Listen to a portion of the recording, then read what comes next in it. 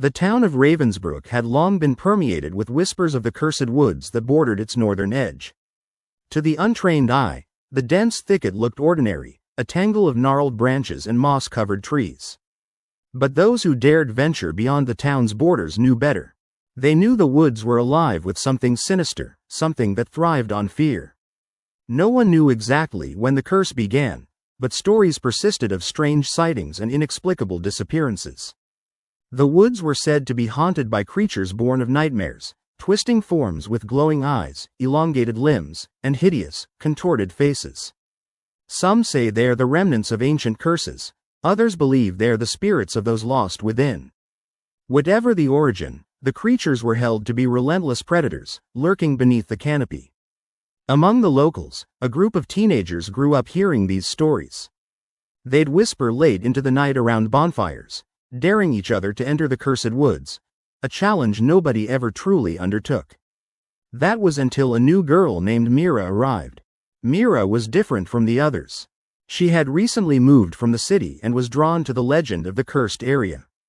Her fascination was fueled by her curiosity and her desire for adventure, things she felt she lacked in her quiet urban life. When her best friend, Lily, warned her about venturing into the woods, Mira just smirked and said, "How bad can it be?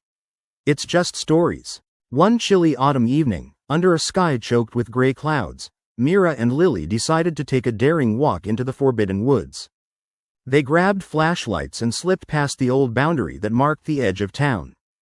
The air was thick, damp from recent rain, and every sound was unnaturally amplified: the rustling leaves, the distant cry of an owl, the scrape of branches. Within minutes, they felt a change. The woods grew unnervingly still, save for the faint, rhythmic cracking of twigs beneath their feet. Shadows danced along their peripheral vision, and the tree branches seemed to reach out hungrily. Lily shivered, clutching Mira's arm tight. "Let's turn back," Lily urged, voice trembling. "This place isn't right." But Mira was already walking deeper, drawn by the thrill. "It's just stuff made up, Lily. Impossible creatures don't exist," she said, laugh nervously echoing in the silence. Suddenly, there was a low growl, deeper than any animal, guttural, echoing from the shadows. The girls froze. Coming into view was a creature, something that defied explanation. It had a hunched frame, covered in tangled fur, yet patches of exposed flesh showed raw, mottled skin. Its eyes glowed a sickly yellow, piercing through the darkness. Its elongated claws scraped the ground as it prowled toward them, lips curling back to reveal jagged teeth. Lily screamed, and Mira's heart pounding, they turned to run. But the woods seemed to close around them like a living trap. Twisting branches reached out, grabbing at their clothes, tearing fabric and skin alike. The creature's cry echoed through the trees, a horrific, guttural sound that seemed to vibrate inside their skulls. They ran blindly, branches whipping at their faces, a deafening cacophony of sound and shadows swirling around them. Mira stumbled, and Lily pulled her up. Both of them screamed, crying as the creature's form emerged from the darkness, now joined by others, twisted, shadowy figures with glinting eyes and gnarled limbs. Suddenly, everything changed. The shadows thickened, swirling in a vortex of darkness that swallowed the grotesque faces and beastly shapes. The air grew thick with a suffocating cold, and then Mira felt herself falling, weightless, caught in a whirl of darkness that sucked her in like quicksand. Her last sight was Lily's frantic face, her hands reaching out. Mira awoke on the forest floor, trembling, confused.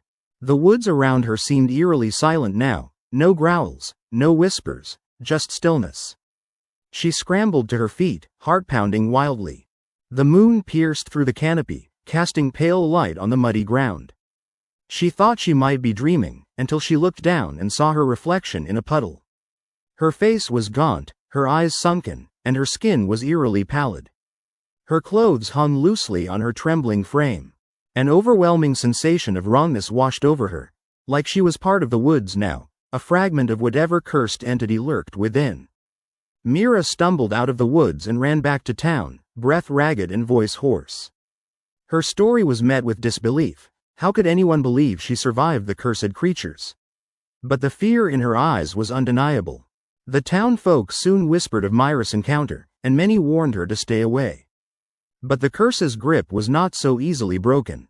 Each night thereafter, Mira would dream of shadowed horrors, the creature's glowing eyes staring at her from the darkness. She felt their presence constant, an oppressive weight pressing on her soul. And then strange things began to happen. Whispers in the night, shadows moving in her peripheral vision, her reflection sometimes twisting into a monstrous face. The curse was seeping into her, an infection in her mind, an irreversible mark. One evening, Mira wandered back toward the woods, unable to resist. As she crossed the boundary marker, her heart pounding, she realized with terror that she had become part of the cursed area, a creature forever bound to the dark, waiting. The woods welcomed her back. Now, the villagers say that Mira's ghostly form roams the cursed woods, a twisted guardian of the darkness she once dared to explore. Her presence warns others of the dangers lurking within those cursed woods, warning them that some creatures are better left undiscovered, and some curses are never broken.